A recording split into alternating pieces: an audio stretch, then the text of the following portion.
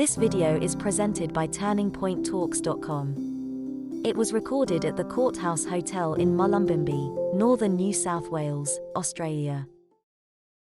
Here he is. We'll have to turn off the stage lights. Let's have a warm Mullumbimby welcome for David Holmgren.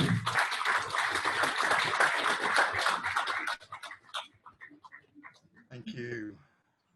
Okay, so I assume everyone can hear me now, and yeah, it's great to be bringing you this presentation from here in Hepburn Springs in Victoria, and I will certainly be relating the presentation to the current COVID context, while using the RetroSuburbia as a framework for thinking about dealing with challenging times.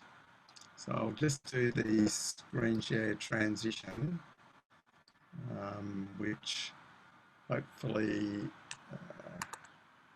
now I can see that, yes, up on the screen there. Good. So, in thinking about permaculture, RetroSuburbia, transition, and a whole lot of related concepts, I think the need to think of permaculture as really a design system for sustainable living and land use, rather than just a pure form of organic gardening. And while the strategies and techniques will vary with place and context, the underlying ethics and design principles govern, guide, and inform those strategies and techniques. And these three ethics, care of earth, care of people, and fair share, are not unique to permaculture. They've been distilled from the commonalities that we see in all indigenous and traditional cultures of place. But we believe the 12 design principles are really thinking tools for lying industrial civilization and how we move forward into dealing with energetic and ecological realities that humans cannot negotiate away, but how we can change the way we see things, the way we think about things, and what we can do in modest ways. So rather than being just gardening, permaculture design can really be applied to most areas of life and work, and the permaculture flower organises the scope of permaculture action into 7 domains. But at the household level, we simplify that to 3 fields of action. So RetroSuburbia focused on the household scale, the household level, which we can think of being the level between the individual and the community and the neighbourhood and small business and all of those other still small aspects of organisational structure of society. Most people live in a household, even if it's only one person, and it's often really the most taken for granted and therefore ignored aspect of how we live. So RetroSuburbia is a pattern language for retrofitting the built, the biological, and the behavioural fields of suburban households. And it's governed and empowered by permaculture ethics and design principles. I think the pandemic has highlighted the importance of the household non-monetary economy as a strong base to support us when the monetary economy fails for whatever reasons. And I think it's shown that a fair proportion of the monetary economy is completely unnecessary and remarkably inefficient at providing for needs that can be done at home. Of course, because our households have been so poorly empowered and enabled in recent decades and recent generations, a lot of people's households have not performed those functions very well. But others have found that they have boomed or benefited from that at-home situation. The pandemic has also shown that commuting each day to work, school and entertainment has been shown to be unnecessary to a significant degree. And I think a lot of people have found that single-person households are inefficient and often lonely without all the support of the commute and consume economy. While multi-generational households are the way most people survive and thrive challenging times, and that's already been demonstrated by the pandemic. So I do want to talk a little bit more about the lineage of this work.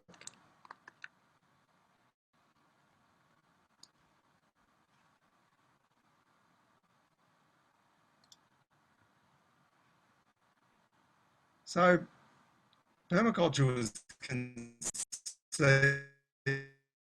in the mid-70s, a decade before the sustainability concept. The word permanent in the way a decade later sustainability became used.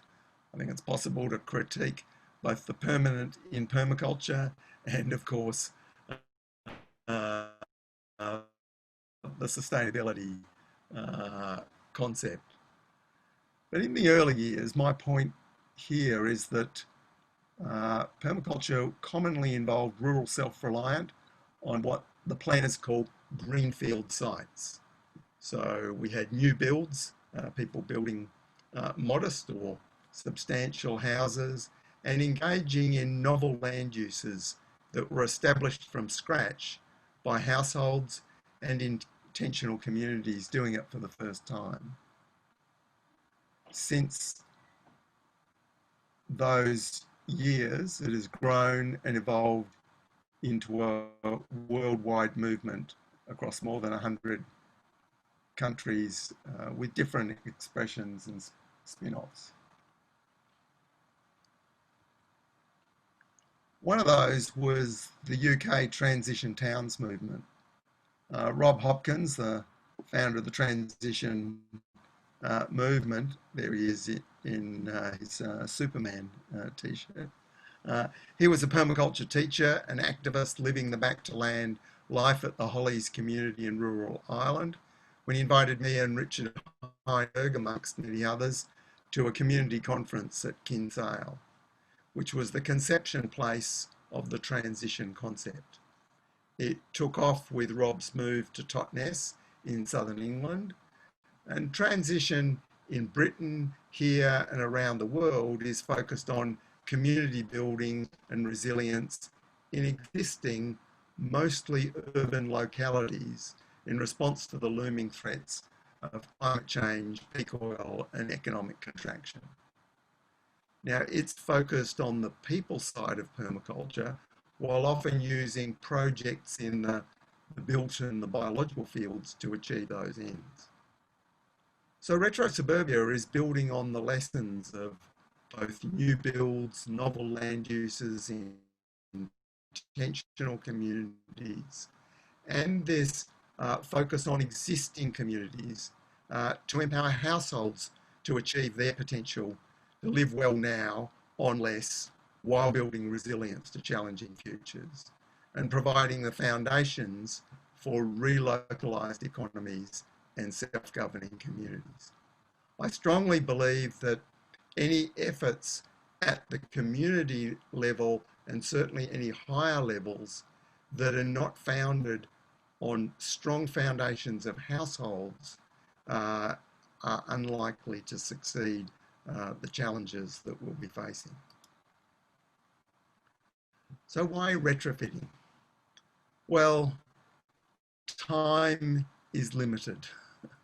I suppose it's about 20 years ago, I started to think that the efforts to create new eco-villages that might be models for how we might redesign our rural landscapes, and certainly eco-city projects that might inform how we would redesign our cities, that it was really too late for those to have major direct impacts on the existing infrastructure. We know that it takes about 100 years for the building stock of cities to turn over, and that's with a rapidly growing economy with cheap energy. So most of the buildings in which we face very different futures have already been built and will have to be retrofitted to suit.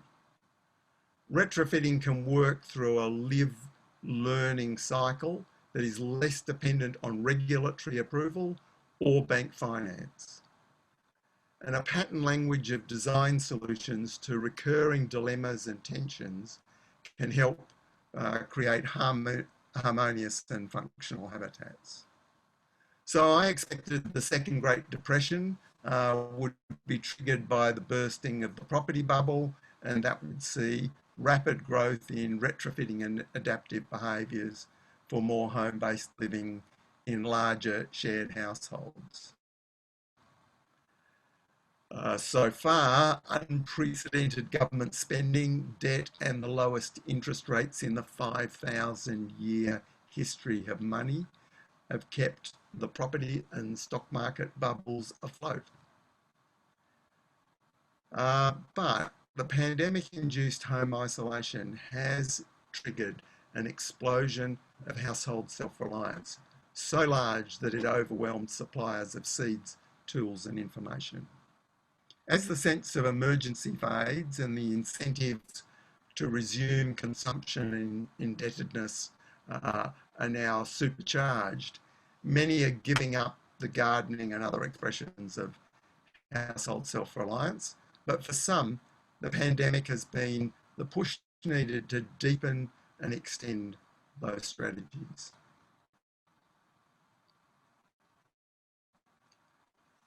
So why suburbia?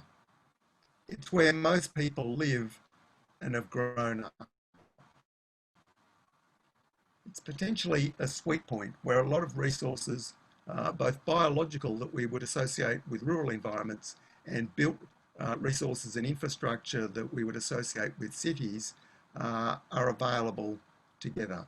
And there's an ability to replicate solutions because a lot of the design pattern and template of similar houses in similar oriented streets.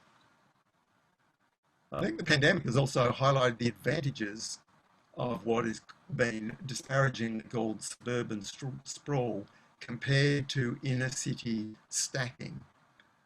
Lower infection risks, but enhanced community interaction that's possible with social distancing. Fewer lures to spend and consume, more space for home-based work and self-reliance, and more autonomy of infrastructure and options for retrofit. Now, of course, from a rural perspective, suburbia may look very much tied to and totally dependent on the city, especially when we think of suburbia as only being those vast tracts around our capital cities. But I think of suburbia as this template of separate houses, which is also characteristic of our regional towns and, in fact, small villages like Mullumbimby and Hepburn Springs, where I'm presenting from here at Melliodora. I think the concern about infection will not completely go away, and it will reduce the attraction of inner city living, public transport, while broadband internet is replacing the need to commute for many. And that tips the balance towards suburbia for those who maybe don't have the choice in the rush to rural hinterlands that we've been seeing. The first part of the Retro Suburbia book sets the scene, introducing the concept of resilience, energy descent, climate change, financial bubble burst. Pandemics were just one of the many wildcards that exposed the vulnerability of our monetary-based economy with global supply chains. But the book is really a manual for people doing it. Chose not to write the book about the concepts behind Retro Suburbia or the policies that might be enabled by sensible governance to support. It was more important strategically to support the people who are already doing this. One of the tools within the book is this household form and location metrics, which is generated by a tension between the imperative to consolidate where one already is, what one knows, and the imperative or necessity or opportunity to migrate to somewhere more suitable, less hazardous in whatever way we see that. Whether that's moving off beachfronts exposed to cyclones and king tides, as beautifully demonstrated in the latest book that we've published, a story from your region, 470 by Linda Woodrow, fantastic cli-fi novel set in the near future, or whether it's to do with other factors like some of those that have come up in the pandemic. And then on the vertical axis, the tension between the desire to develop and control a personal, household, or communal space, and on the other hand, the imperative to downshift and disown property and or assets. So in other words, adjust one's behaviour to suit more than adjusting and controlling one's physical environment. We'll come back to this pattern looking at the diversity of home ownership and living arrangements that reflect these four strategic responses to living well now while building resilience to challenging futures. But we did actually characterize each of these, and the first, the classic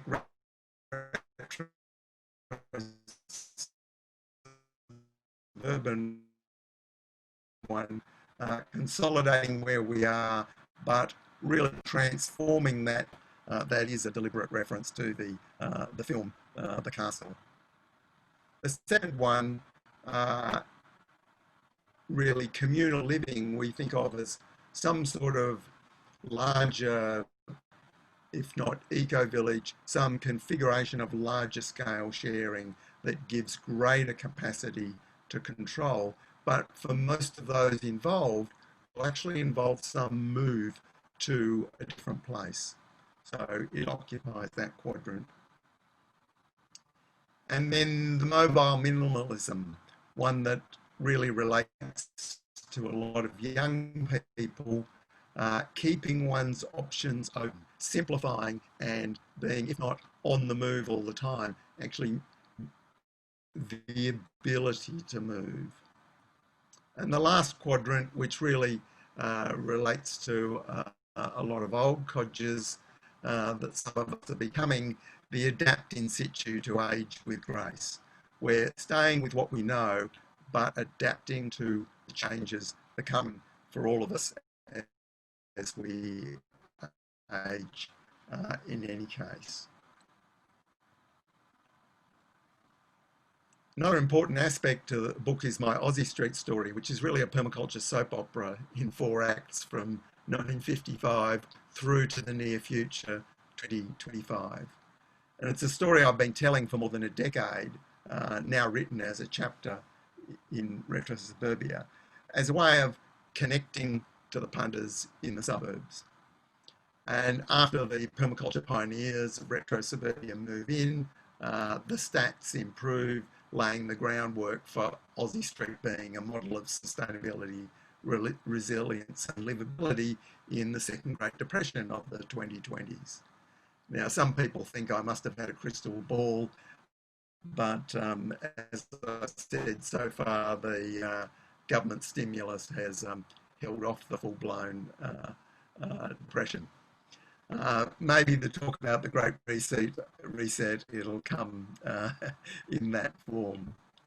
Now, Aussie Street is now our street, a picture book with the story told from the perspective of the kids in each era. And we've just launched that book this last Sunday.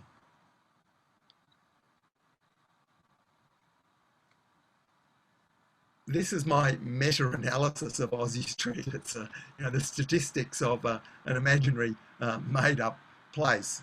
And in a lot of ways it shows the unsustainability of the changes that happened from the 50s and 60s through the 80s and 90s.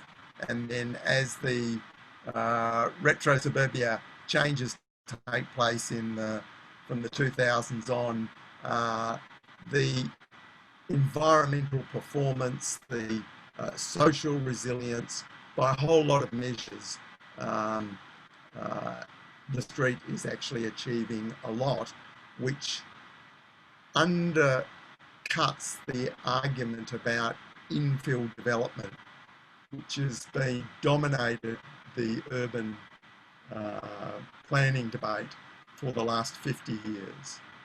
So this simple example was a challenge I've been throwing out to academics to review the evidence, which I believe will expose that the urban density mean is a cargo cult.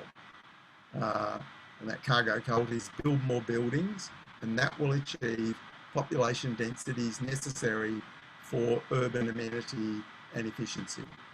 Even assuming that greater numbers of people are necessary for that efficiency of infrastructure, which mostly turns out to be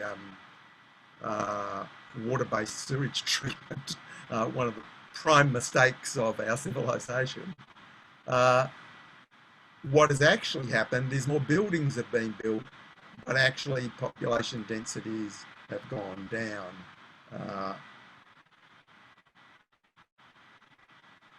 So the Aussie Street story transformed from the kids' perspective features the work of RetroSuburbia illustrator Brenna Quinlan, and it's our effort to teach our lived history in meaningful ways and empower the next generation so they can transform their home and street with or without the adults. So as I said, Aussie Street, our street, is also the basis of this, my critique of this cult of urban densification that has pervaded academia, think tanks, government, big business, even the environment movement. So the pandemic has shown how commuting to work is unnecessary for many people, that larger households and retrofitting unneeded commercial real estate can solve the housing crisis without the need to infill suburban backyards, build over more paddocks, or create more Manhattans that are just great for spreading viruses. The irony of sustainability arguments that favour the efficiency of public transport and sewerage over food growing potential, and countering those arguments that the existing housing stock can actually be the basis of a growing population, because our houses are the largest they've been in history, and all huge numbers of them are empty because of the bubble economics of real estate. So the built field covers shelter, heating, water, waste, and other non-living aspects of our home environment. And this beautiful yurt sits in a suburban backyard as a movable tiny house. There it is there.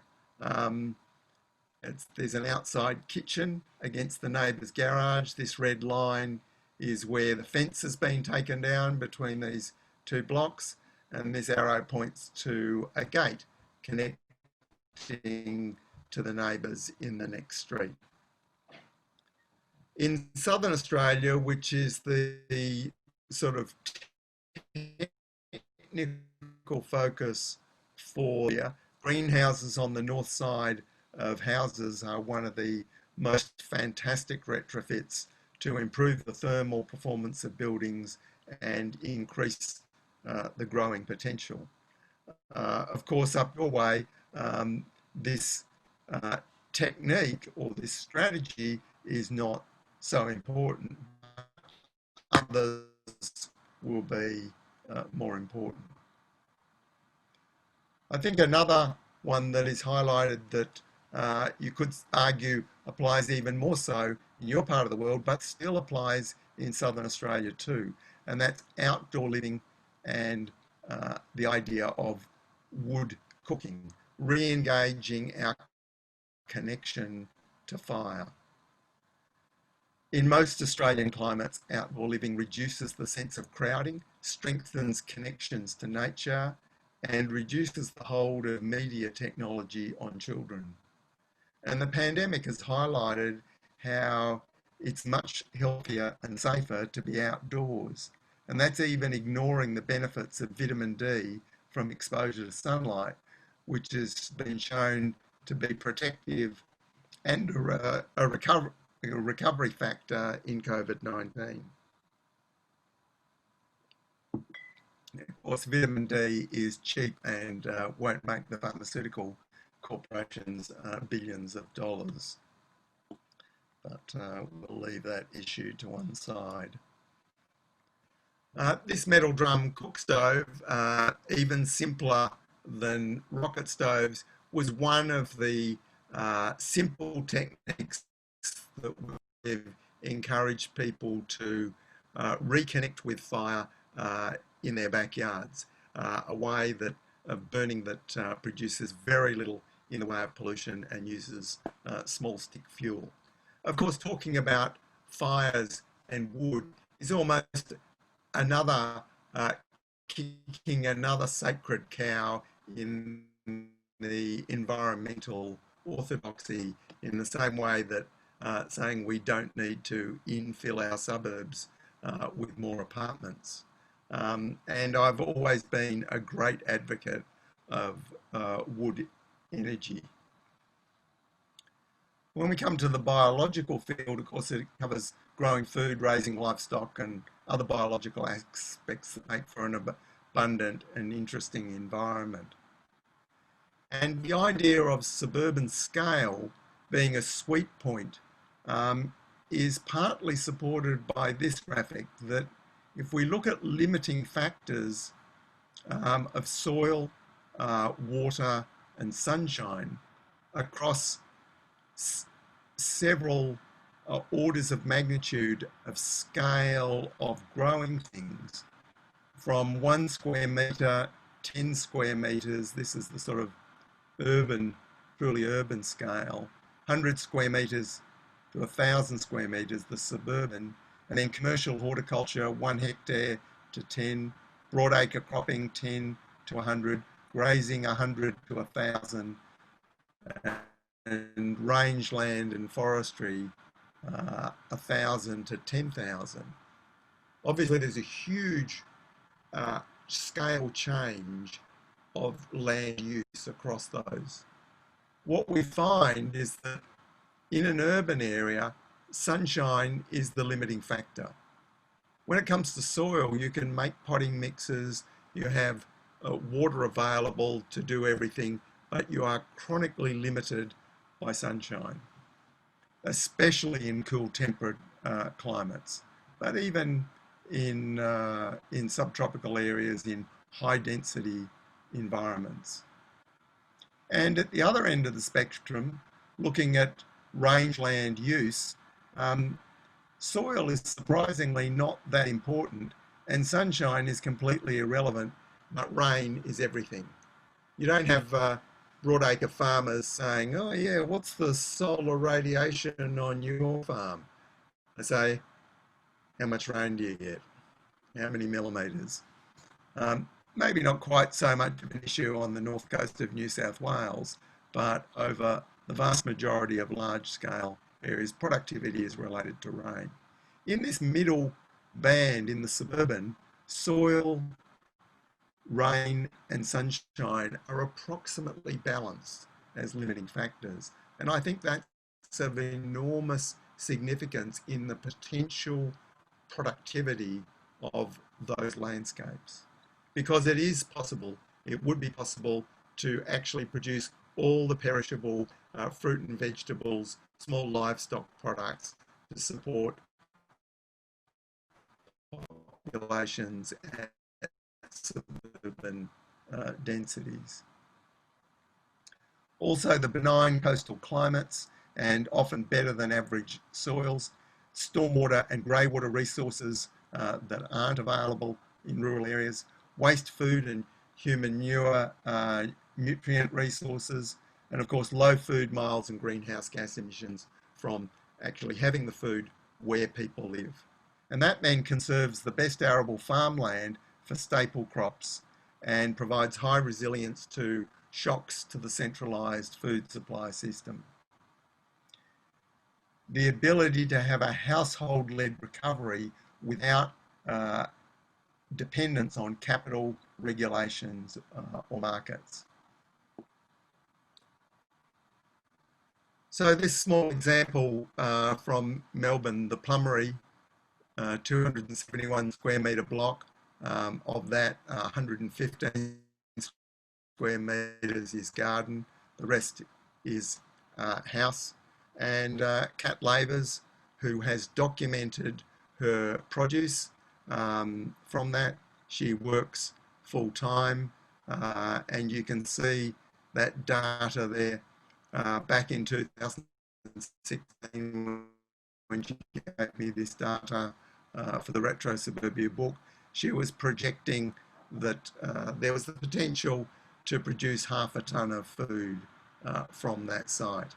Well, in 2019, it did achieve over 1/2 tonne of food from that tiny garden area. Of course, the animals in the system provide a great focus for children, build empathetic connection to nature while providing services, manure, and of course, protein-rich foods.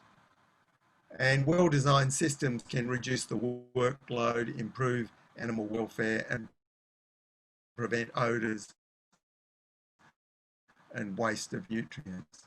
Now, the pandemic has highlighted the value of animals as companions in the context of less intimacy with family, friends, and neighbours. It's interesting that the history of suburban food production during the Great Depression shows that working class people with insecure tenure almost always kept animals that could be fed on weeds and wastes collected from common land or market wastes. Whereas middle class people often gardened as well as kept keeping animals because they had more security of tenure. Of course, the pioneers of RetroSuburbia are out reinventing this use of the commons to boost backyard food production, which might, in what might still prove to be the second Great Depression. Now, while food trees are important elements in retrosuburban food systems, and the climatic and environmental benefits of trees are well known, there can also be conflicts that require management and even removal.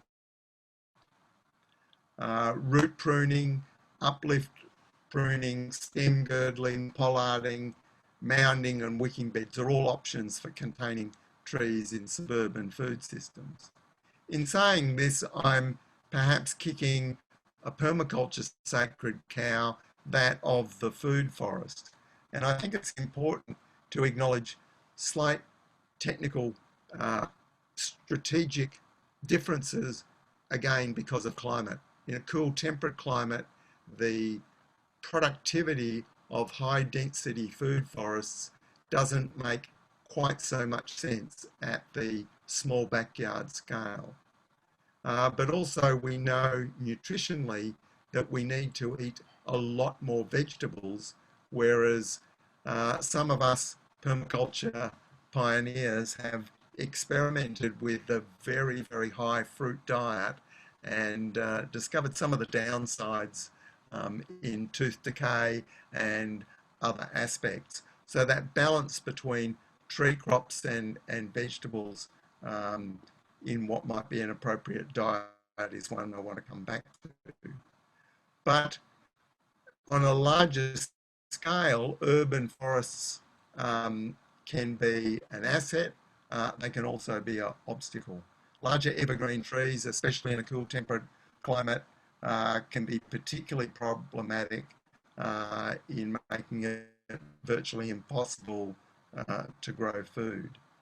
And I think the respectful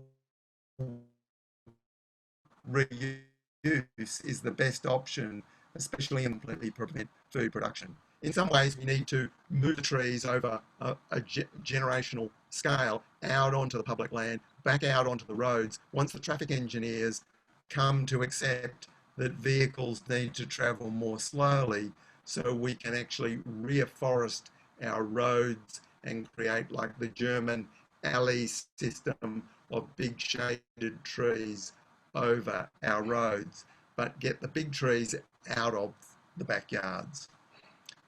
Again, that balance might be slightly different in the subtropics. The biggest part of the book is really focusing on the behavioural field with home-based lifestyles, reskilling, and non-monetary economies. And I really want to emphasise this critical importance of larger households. We can see how there's optimal scales for doing any function, and whether that's in the economy or in our own behaviour. Most of things in modern industrial society are at fossil fuel scale and are too big to be sustainable in a low energy future.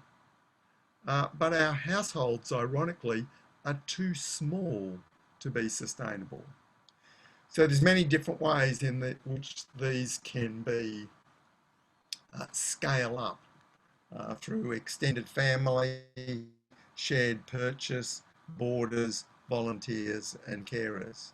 These two sisters, their husbands and children share a two house in Heidelberg in Melbourne.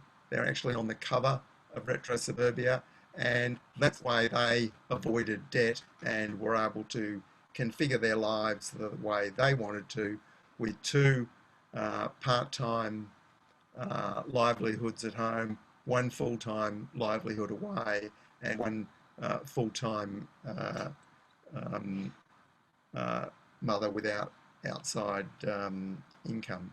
So between that household, that economic resilience and security is obviously an enormous difference to a couple, let alone a single person household. So going back to this pattern that I showed at the start, we can see that in this quadrant that I called family castle, there's several different options. There's the extended family household. There's what we call household landlord, people who take in boarders. Down here is a wharf or volunteer host. And then up here is the neighbourhood landlord, the person who owns the house next door and sort of builds capacity through who is rented to. Over here you've got shared ownership, co-housing, retrofit, country town relocation, adjacent buyers, people buying houses next to one another. Down in this quadrant you've got renters who shift to a preferred area to sort of embed in the community and get all their networks before committing to buying, and you've got network nomads, the really mobile people, and of course, illegal squatting is also part of this quadrant. And over here, there's shared rental, taking in a boarder who might become a carer, and the early retirement to adapt in situ. Another key aspect of the behaviour is diet.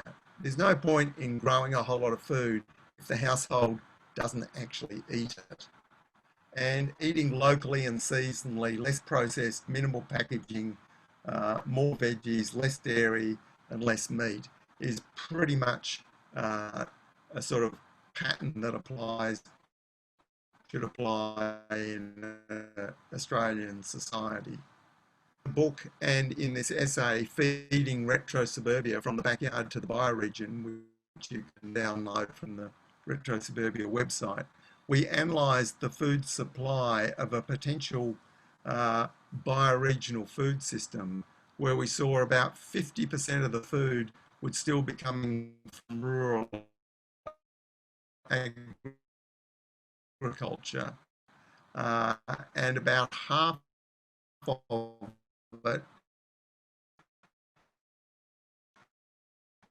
coming from some commercially non-monetary production at the household scale, or could be commercial. And we looked at the range of things that people would be a standard diet. So you can download that short ebook, which is really about the vision of what people do at the backyard scale would fit into this larger vision of a bioregional food system.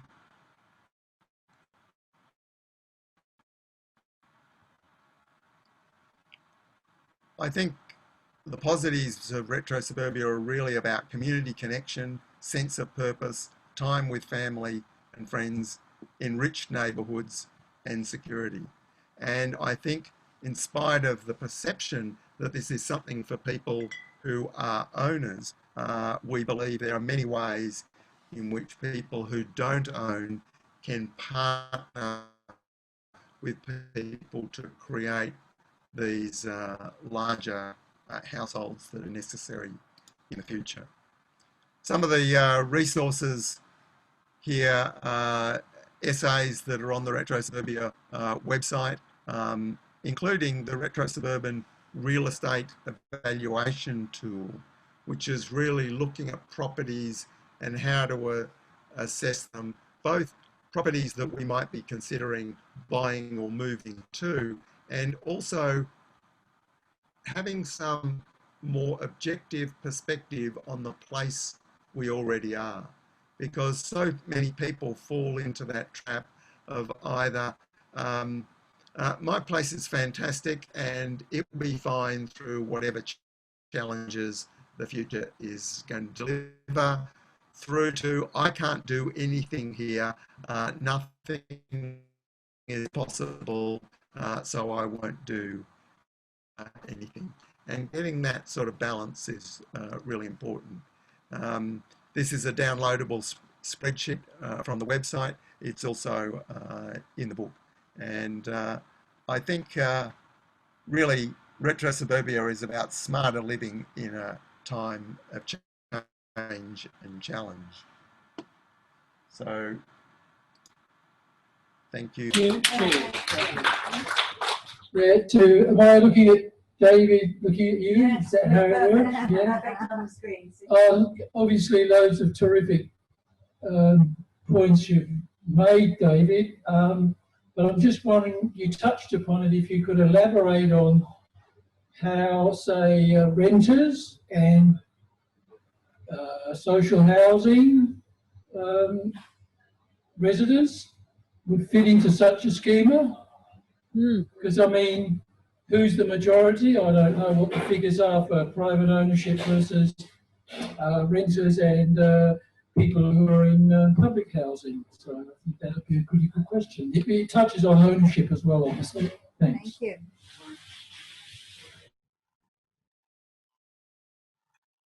Yes, definitely. So can you hear me there? Yeah, so what I think this issue comes up a lot, and I think the first thing is to recognize that there are many people who own property who don't have the capacity to do all of the things that need to be done. And of course, the conventional way of thinking about that is, oh, well, they pay gardeners or they pay maintenance people and they maintain their privacy, and then, it's all completely separate. And the idea of inviting people to share your house that have completely different complementary capacities to you is something that people find a bit threatening. But it's also on the other side that people who don't own sometimes are impeded from thinking they should do anything on someone else's property because they are not owners. And I can remember when I was in my 20s, people saying to me, why do you do all this work on other people's places that you don't own? And I always said the ability to use other people's land, other people's to make mistakes, and then what you take away in your head is far more valuable than what you leave behind. But also, I think how we learn to share is an incredible part of the equation. And one of the things that happens is that real estate agents act as intermediators between owners and renters and tell both of you is a threat to them. Especially they tell owners that you've got to be wary of tenants, let alone anyone who's sharing your house. So we need to get the real estate agents out of the middle. They're not necessary, and direct connection between people who actually have the space and want to share, often older people, and with people who don't own, who want to get and do stuff. And so building those relationships, those direct relationships, and whether it's in a house which is owned by someone else, where you have a direct relationship with the owner, or whether it's actually in an owner's house, which is obviously a greater change. What we have to recognize is asymmetric levels of power. And in Australian society, we have this ideology that we're all equal. And when faced with close up the fact that we're not, we find it most uncomfortable. And it's interesting that owners often find it most uncomfortable because they psychologically are afraid not so much of how a renter or boarder might take advantage of them, but the distaste of having to exercise the power one has to say something like, look, at the end of your tenancy, I'd like you to leave because this is not working. That means as owners, we would have to acknowledge power that we have.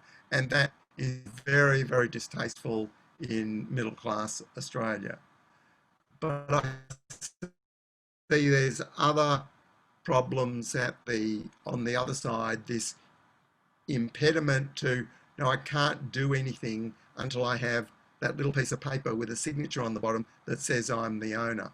Well, the world that's coming, ownership is not actually a law of energy or nature. And people who've lived through other times in other countries know that land tenure systems can be overthrown and changed with another signature on different bits of paper.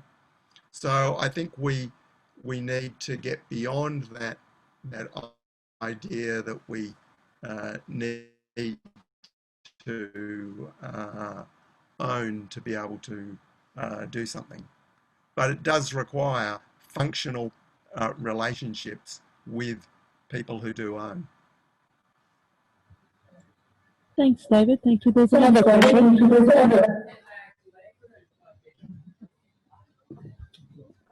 Yeah, hi, David. Look, thanks for your inspirational talk. A lot of ideas and solutions for people to operate from a grassroots area, independent of government regulation.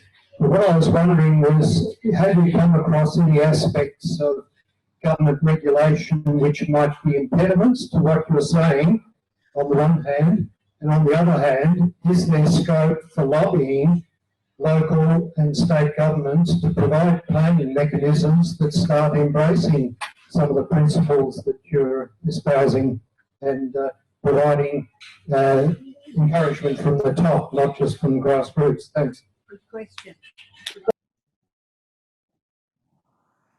Yes, these are big issues, and clearly my strategic focus is the mobilisation of people to take things into their own hands, to provide the living models which are a necessary precursor to any functional policies that might firstly take away the impediments and secondly provide support.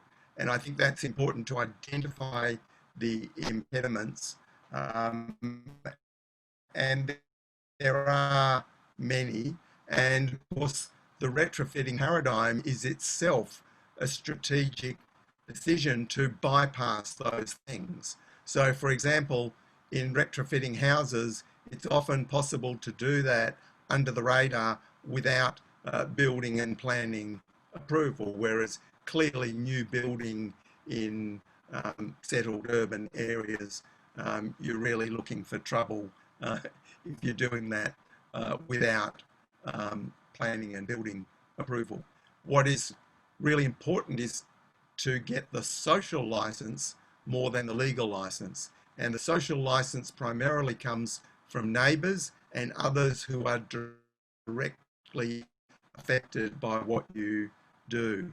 So that can be a huge challenge in itself, but it's a very appropriate challenge because it forces one into the stages of dealing with other people, including people who have different values, different priorities, and that can be so difficult that it leads people to say, no, I need to move from where we are to somewhere more favourable.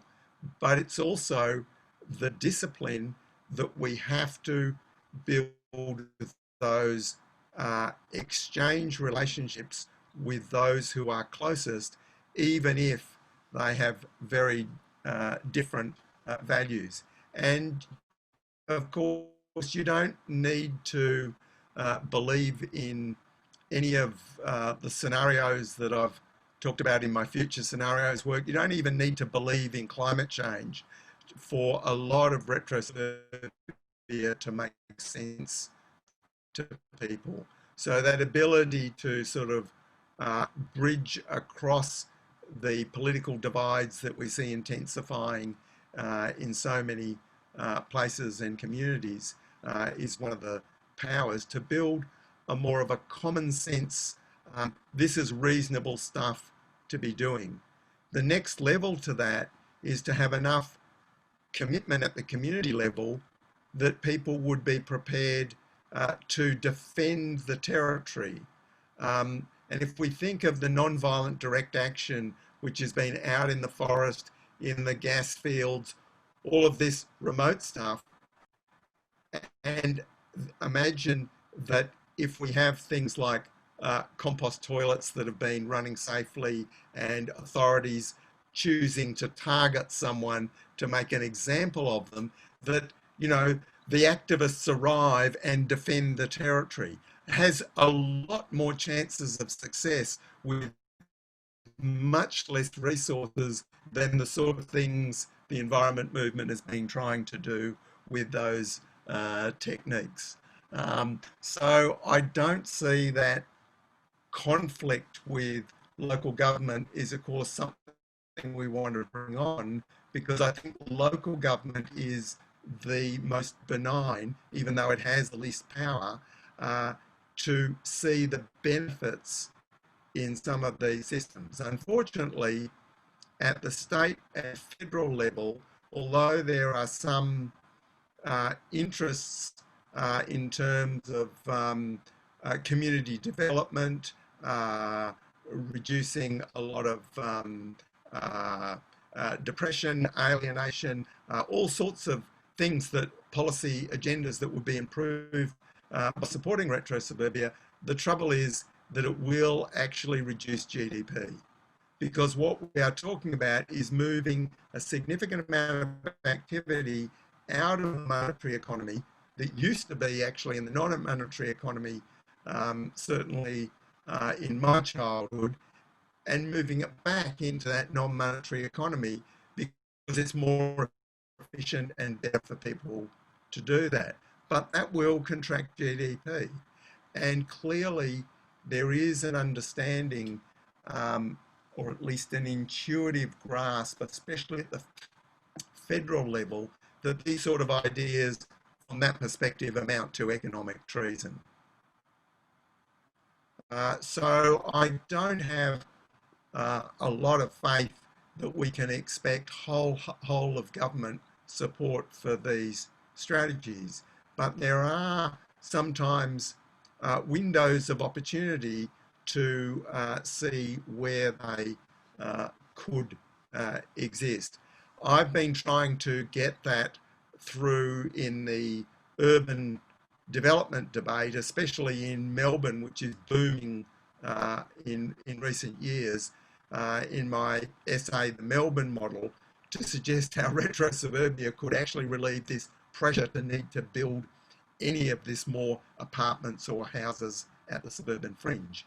But basically the mainstream media and the primary interests have been completely, disinterested in that idea. On the other hand, local government has been very supportive and has funded a lot of my presentations that I've done.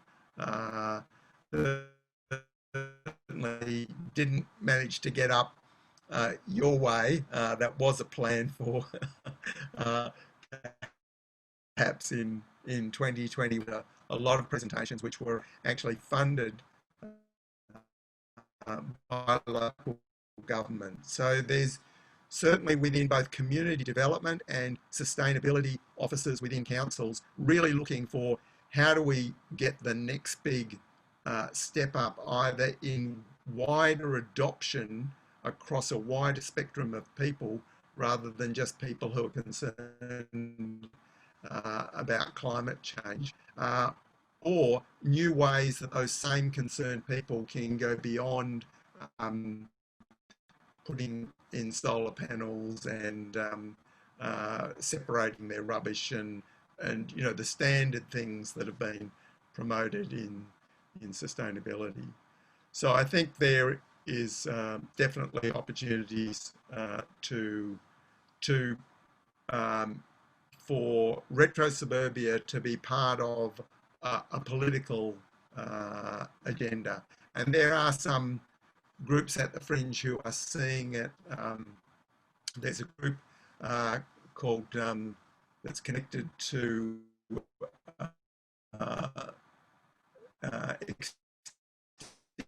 Extinction Rebellion, the RetroSuburbia ideas as part of their policy framework.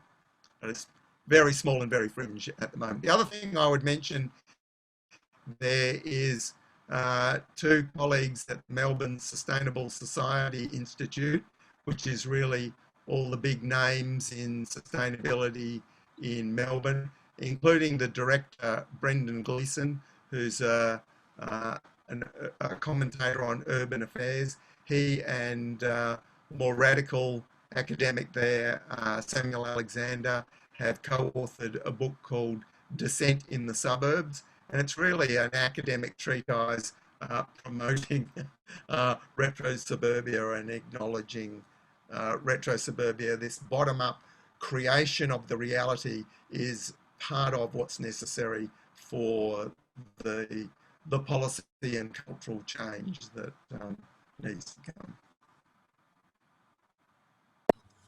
Sorry Yes, about thank the you. long Thank answer. you. Just before you say something, I wondered if Mello or Karina, you'd like to say anything about that, because maybe Mel, you'd like to. That was pretty interesting what you said, David.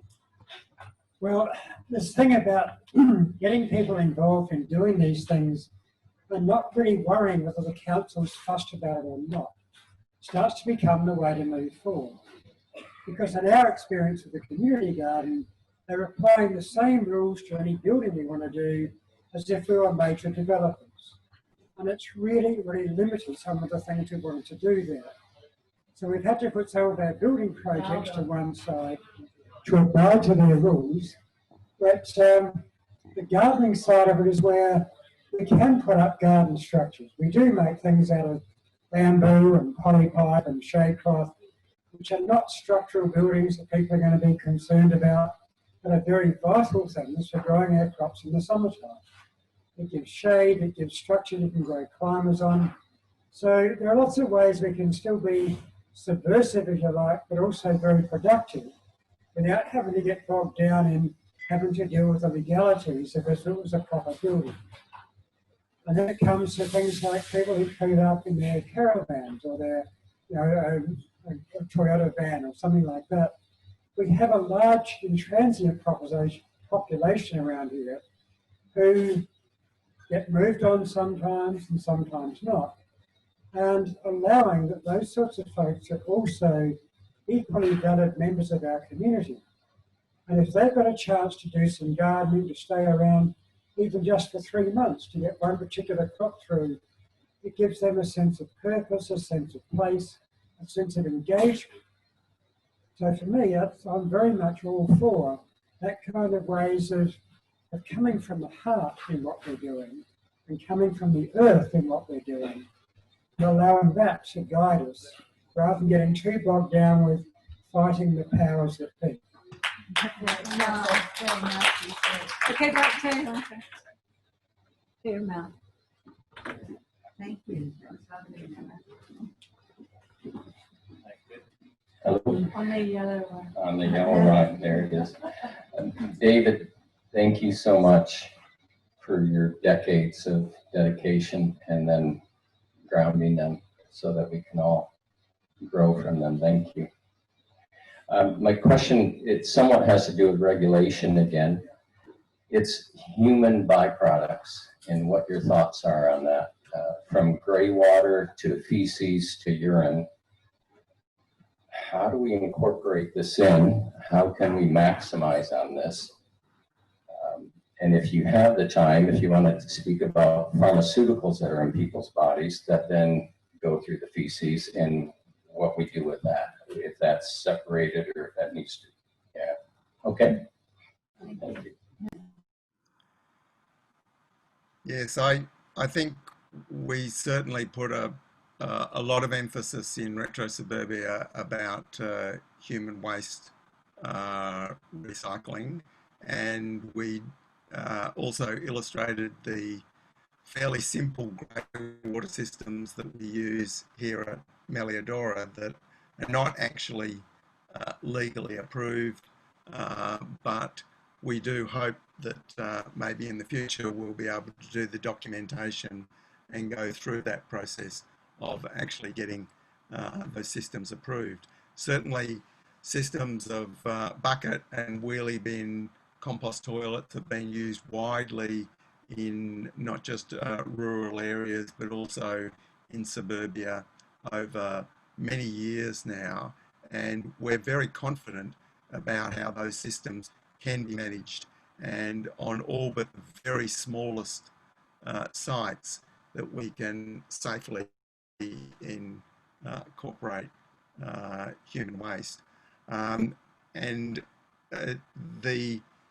Of course, it's possible with the behaviour change that of a pea bucket, and whether that's just diluted in water or whether it's into charcoal to create some sort of infused biochar that absorbs odours, that we can capture 90% of the nitrogen in human waste, which is pretty much safe to go straight back onto gardens.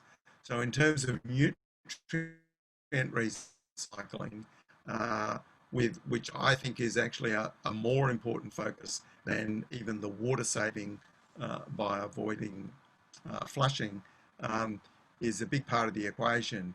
But when we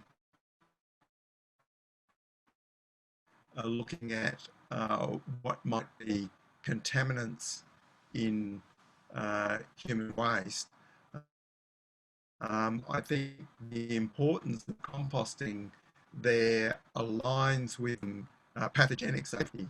And we do know that fungi and microbes in compost systems can dismantle virtually any carbon-based chemistry, including things like persistent pesticides. Of course, it's different when we're dealing with elemental toxins like mercury, lead, cadmium.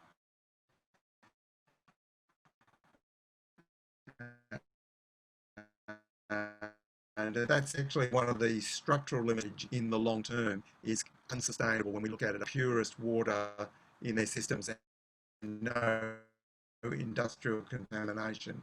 That human waste acts as a superflocculator for what heavy metals are in the water stream.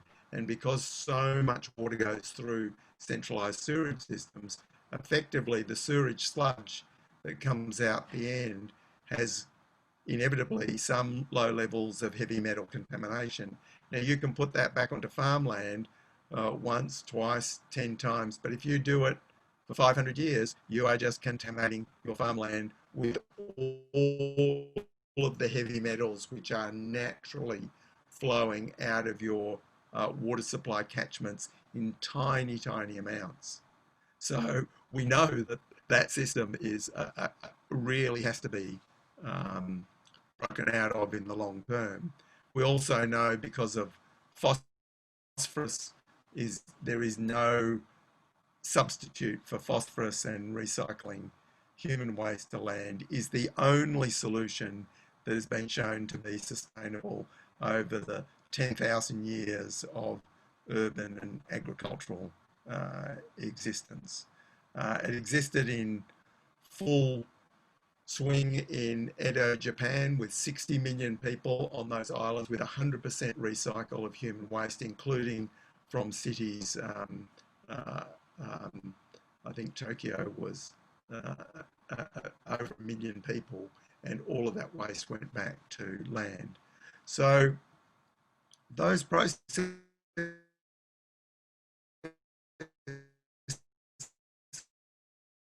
for doing that,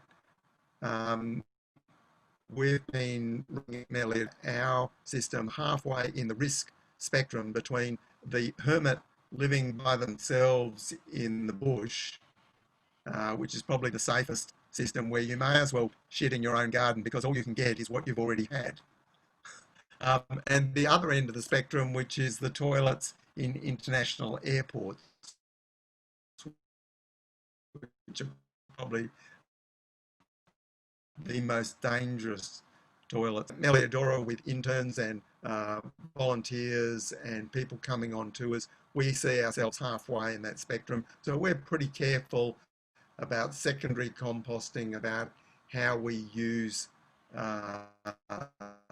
that waste that comes from our simple in-shed, retrofitted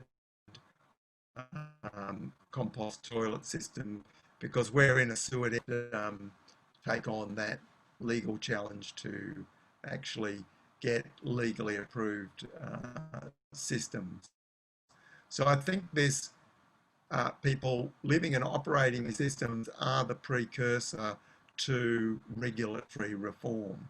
But you know, it's definitely just do it, and don't ask for permission, and if necessary, ask for forgiveness if that becomes necessary.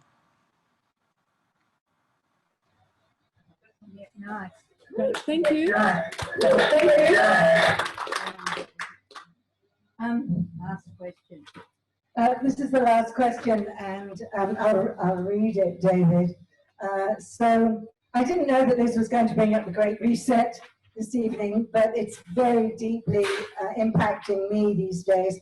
And here's a question, really, that the Great Reset is devised in Davos, in the World Economic Forum, by an unelected billionaire elite who want farmerless farms controlled by driverless machines, monitored by drones, and doused with chemicals to produce commodity crops from patented GM seeds for industrial biomatter to be processed and constituted into something resembling food.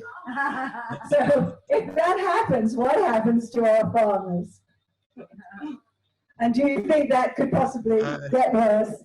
Great. Yes. So, of course, there are many, many groups with different levels of power and capacity who do understand that major changes in society and, in fact, in ecological systems happen through stress and crisis that flips the system into some new state. Holling's fourfold theory of ecological change is the foundation of this work that I referenced in Principles and Pathways Beyond Sustainability. We know that elites have always been quite good, and they should be quite good at thinking, how do you use crises as an opportunity to bring about some other change? And we can look in recent history. It's sometimes harder to see that when it's happening right at the time, and of course attempts to do that are generally demonized as mad conspiracy theories. But what we don't have to have a plan where all powerful controllers are manipulating everything in a mechanistic way. What we more have is weakly acting relationships between different entities that are sort of can take advantage of situations. And certainly we should expect those big changes to be underway. Whether the Davos World Economic Forum plan is really got legs in terms of coming about. Clearly, there are a lot of interests to sort of try and bring that about. What my strategic approach has been to say that we need people operating at the lowest level of social organisation, which is the household, as the foundation for some sort of political autonomy, rather than people shouting for those above to change things when virtually your oxygen can be turned off at a moment's notice. Because that's increasingly, as people move into the technosphere, their dependence on that system is increasing. If we look at farmers, we can see that farmers that are trying to deal with markets at the larger scale, like overseas, will be facing increasing threats that they cannot do anything about. Whether it's the Chinese government just cancelling markets, or all sorts of other factors of corporates controlling things, we see we need to move back to the local scale. Now, it's quite possible that even at modest scales, the attempts to rebuild a relocalized food system by scaling down and moving from global supply chains to more regional ones will actually fail, and that these systems will need to be rebuilt from the bottom up. And so I see the household as the place where the next generation of local farmers will be raised, because those kids that grow up and then find they actually have a passion for food production will grow out of that space into being commercial producers, rather than that these large-scale vulnerable systems will come down the other way. We can see this in the dairy industry with the raw milk farmers who are third-generation dairy farmers, extremely competent, and moved back from the 400 cows to 150 cows and providing a direct supply. They were destroyed by the Victorian government authorities. Whereas if we think of the backyard goat that then becomes part of a network of people sharing something that is actually not in the monetary economy, that has a lot stronger ability to persist in some of these nasty scenarios, and then to grow into that space of rebuilding local monetarized economies.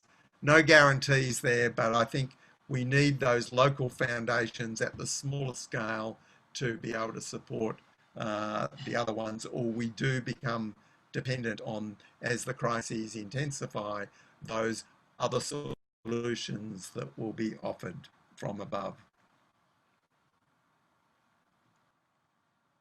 Yeah, all for encouraging the barter system and joining Let's, our local system. Now we'd like to bring Karina Beecham in, because she'd like to speak to us a little bit about 5G. So I hope that interests you too, David. Thanks, Thank David. My name is Karina. I'm part of the Northern Rivers for Safe Technology and Australians for Safe Technology group. Yeah. We've been campaigning in the Northern Rivers for 18 months or more now, and probably have been the most successful in the country. We obtained the first council moratorium against the 5G upgrade here in Mullumbimby, which was overridden by Telstra, and then have held a 6-month vigil to hold them off. We're now holding a vigil. We're having parents in Byron Bay holding a vigil against the Acacia Street upgrade, which I might just sit down. Is that okay? Yeah. Yeah. It's the only place in the world that has held off once the green light has gone through. Being an activist against 5G, we are ridiculed as conspiracy theorists, tinfoil hat wearers, and fearmongers. But the reality is there's thousands of scientific peer-reviewed science stating adverse biological effects. And today is a very big day for us in the Northern Rivers for Safe Technology. We're launching our We Are Not SAM website. SAM is a specific anthropomorphic mannequin, which is basically a dummy with a head full of liquid, which is what our mobile phones are tested on. And we have an ex-telco in our team who has spent countless months, a year or more, trying to expose this. And so if you go to our new website, wearenotsam.com, it's a global campaign. It's supported by all the many scientists, doctors. Robert F. Kennedy's on board. You'll find the science, you'll find the story. And this is one of our avenues to raise awareness about the fact that what we're facing is not only an environmental nightmare, a biological nightmare, but I mean, Byron Shire Council has accepted almost 300 grand for smart city infrastructure, which means surveillance, data capture, a lifestyle that we are living now will no longer be the same. You know, the Internet of Things is basically driven to detach us from each other and be completely addicted to our devices. Everything from your fridge to your baby's nappy will have a microchip in it. And 5G is being sold as green. It is far from green. It's said to use 50% of the world's power resources by 2025. We've just had from China come in saying that it's using 3 times the power of 4G. I mean, this is far from green. This is affecting our bees, our pollinators. It's contributing to colony collapse. Bees can use electromagnetics to navigate. So studies have proven that they don't go back to the hive.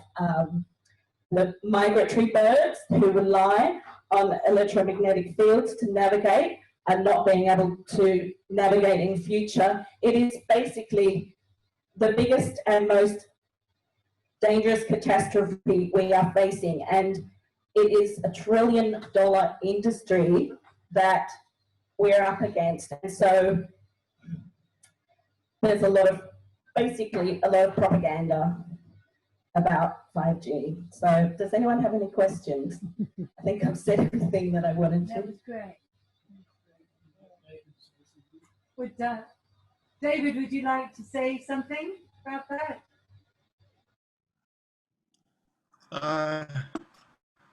Well, I'd say that I have been aware of the evidence on 5G, and it certainly looks pretty substantial, and it's certainly the whole way the strategy is being pursued obviously fits into this.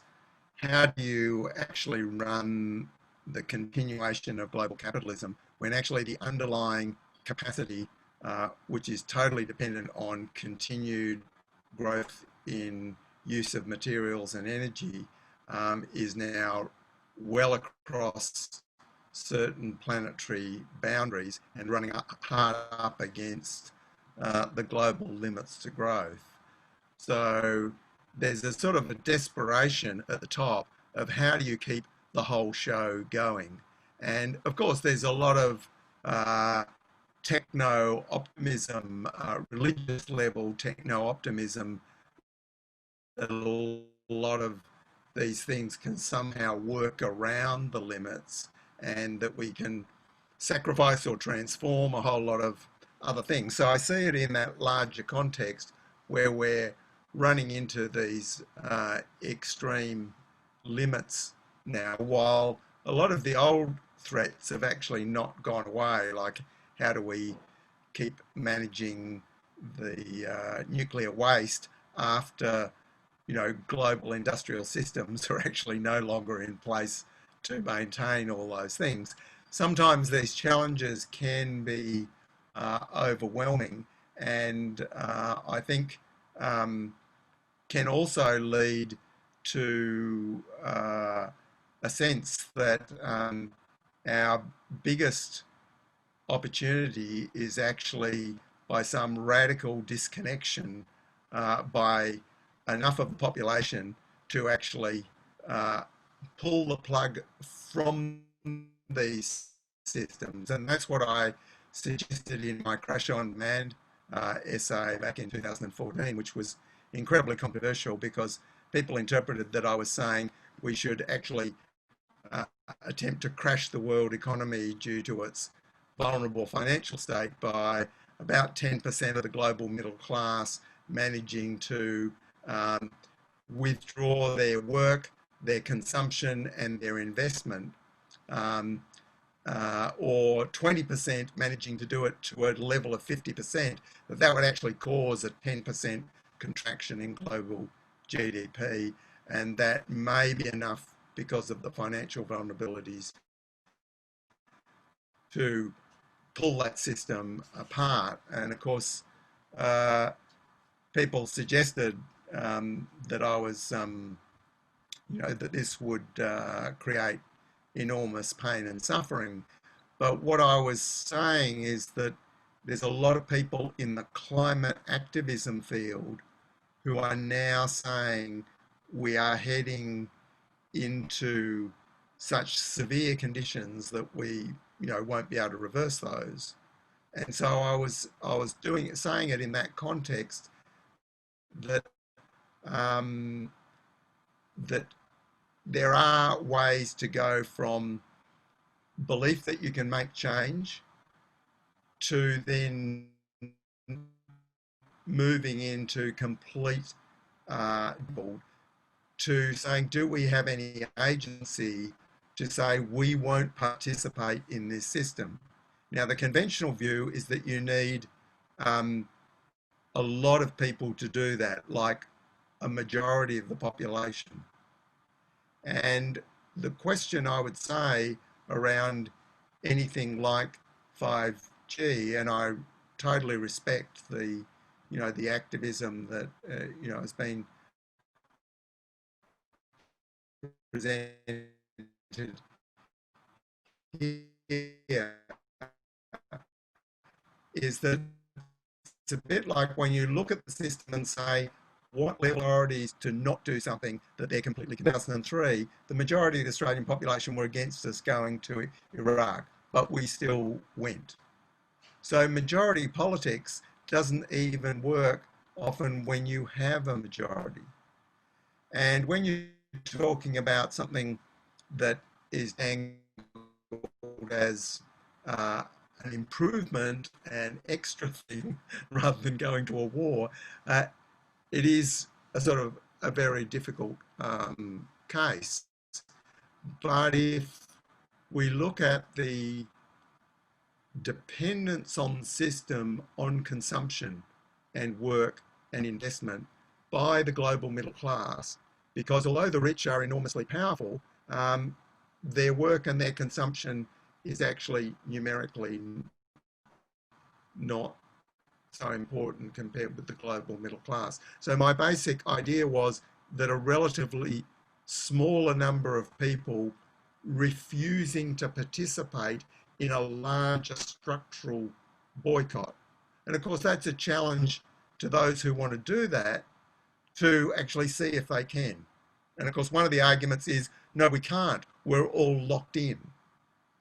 The other thing about this is that as a political agenda, this is something that surely others would accept, that we still have a right to choose whether we consume, whether we work, whether we invest. Surely we still have that right. And that is then activists choosing to, by their own actions, be their own guinea pigs, rather than saying to society, we want you to do this to support, what we think is important. So I still think that strategy has potential, but the chances of 20% of the global middle class getting their act together to say we will walk away from the system in some larger structural way, enough to give it a hit, to at least then have elites say, what do you people want? We need you in the system.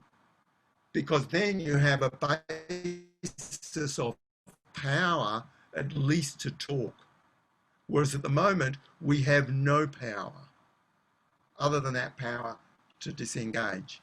Now, I'm not saying necessarily that people should take my strategy. I am not the leader for, this mass movement. That is not my agenda. But I think it's a really serious challenge to activism in this world that I outlined in my Crash on Demand strategy. Hopefully that's useful and not too much of a spanner in the works. Thanks for watching. Please check out our other videos at TurningPointTalks.com, and if you live in the Byron Shire, then while you're there, join our mailing list.